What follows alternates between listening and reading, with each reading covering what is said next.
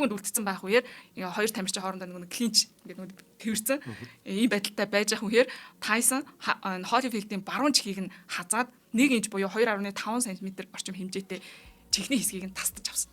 Тасдсан шүдээр бүр ингээд тастаад ингээд хазан тэр чихний хэсгээ шууд рингний шалан дээр нулимсан.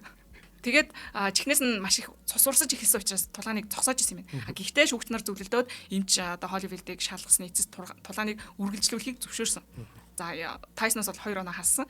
За ингээд тулаан үргэлжилж эхлэхэд хоёр тамирчин дахиад клинч болсон байгаа. Ингээд тэрвэрлдээд тий.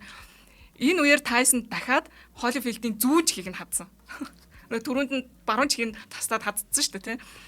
Одоо энэ удаа хоёр дахь удаа болохоор зүүн чихийг нь хазаад шархлуулсан. Гэтэ тастаж болоогүй.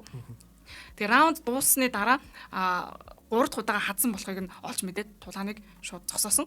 За шүүгчлийн Тайсныг нөгөө дисквалификац буюу нөгөө шууд ингээ хасчихж байгаа. Хасаад за түүний энэ хадсан үйлдэл бол санаатай байсан. Дахиж хазаж болохгүй гэж санаасаар хахад ингээд зөрчлөө гэсэн үндслээр энэ дисквалификац хийсэн. Тайсон өөрийнхөө энэ хадсан үйлдэлээ юу гэж тайлбарлаж исэн бэ гэхээр тулааны үеэр Холифилд толгоогоор мөргөд исэн гинэ. Тэгээд нөгөө head butt гэдэг юм ба шүү дээ. Ингээд толгоогоор мөргөд исэн. Энэнд нь ингээ уур нь хүрээд өшөөгөө хадсан гинэ.